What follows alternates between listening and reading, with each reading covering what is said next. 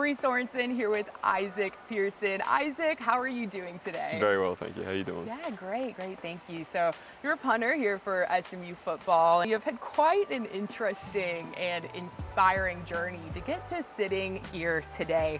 But you're from Australia originally, so let's start from there. Let's start from the beginning. Yeah, born and raised in Newcastle, Australia, which is about 2 hours north of Sydney. It is a steel city on the beaches. Grew up playing Australian football and cricket and just about anything else that mum and dad would let me play. Stumbled into kicking a ball pretty young, and it's led me here so far, so very lucky. And I've heard you've had some experience as well working in a coal mine. So can you tell me a little bit about that?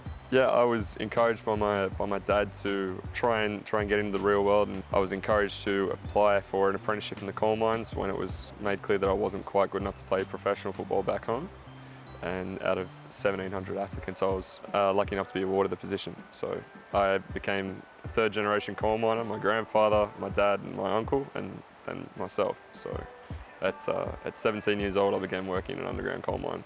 Wow, and can you explain a little to me about how in Australia, coal mining is a really sought after and a really interesting and cool job for someone to have? Yeah, we're very proud of it. It's a proud heritage blue collar town, and the mining industry can be quite lucrative. So to be awarded a position was something that was really sought after and high paying job. It's not something that people turn down. So I was very fortunate to be given that job, and very fortunate to have had the experience of working in such a high pressure environment.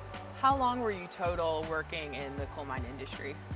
4 years as a coal mining apprentice, and that was 18 months underground, and then when that mine closed, I went and worked in the open pit mines. Then how did you end up leaving the coal mining industry and then making your way over to the United States to pursue football? Came to the conclusion that I wanted a fresh start. I felt like I had something to give athletically, and it just all happened to fall into place. I found that through the Pro Kick Australia Academy, I could go and earn a college scholarship, play elite football, and earn a degree that would lead me away from the coal mining industry and towards something that might be a little bit more sustainable for myself down the line. Yeah, and tell me a little bit about how I've heard Madden did play a little part in that decision as well. Yeah, I'd always known that there were Australians briefly that were playing in the NFL, and it was when I was playing Madden as the Pittsburgh Steelers and as Jordan Berry that the Steelers punter at the time, that their commentators on the game had made reference to him being Australian. So I googled Geordie. It said that he trained at Pro Kick, and that's all I needed. I called them the very next day and set up a tryout, and it just started the ball rolling from there.